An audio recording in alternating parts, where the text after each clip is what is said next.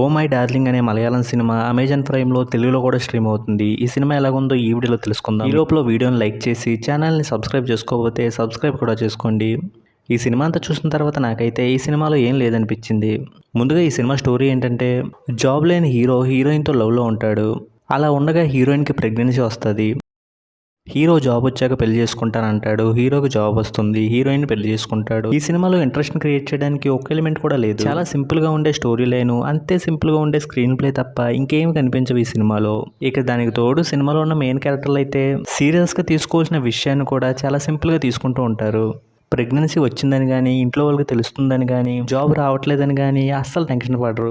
అసలు సినిమాలో నెక్స్ట్ ఏమవుతుందని ఇంట్రెస్ట్ క్రియేట్ చేసేలాగా సీన్స్ లేవు. పోనీ ఉన్న సీన్స్ నైనా ఎమోషనల్ గా చూపించారా అంటే అది లేదు. ఇక సినిమాలో క్లైమాక్స్ ముందు ఒక ట్విస్ట్ రివీల్ చేశారు. అది బాగానే ఉందనుకునే లోపలనే సినిమాని హడావిడిగా ఎండ్ చేసేశారు. ఇంకా విశ్వాసం సినిమాలో పాపగా కనిపించిన ఆవిడ ఈ సినిమాలో హీరోయిన్. ఇంకా ఆవిడ చూడడానికి చిన్నపిల్లలాగే ఉంది. ఆవిడ సినిమాలో కనిపించిన ప్రతిసారి ఆవిడ హీరోయిన్ అని మనం చెప్పుకోవాల్సి వస్తుంది.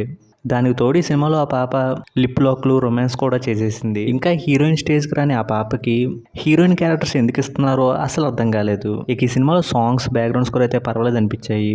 ఫైనల్గా ఈ సినిమా లాస్ట్ 10 నిమిషాల్లో తప్ప ఇంకెక్కడా కూడా ఇంట్రెస్టింగ్గా ఉండదు. దాంతో ఈ సినిమా చూడడం అంటే కొంచెం కష్టంగానే ఉంటుంది. ఇక ఈ సినిమాకి నేను ఇస్తున్న రేటింగ్ అయితే 2/5. ఇక వీడియోని క్లోజ్ చేసే ముందు వీడియోని లైక్ చేసి ఛానల్ని సబ్స్క్రైబ్ చేసుకోకపోతే సబ్స్క్రైబ్ కూడా చేసుకోండి.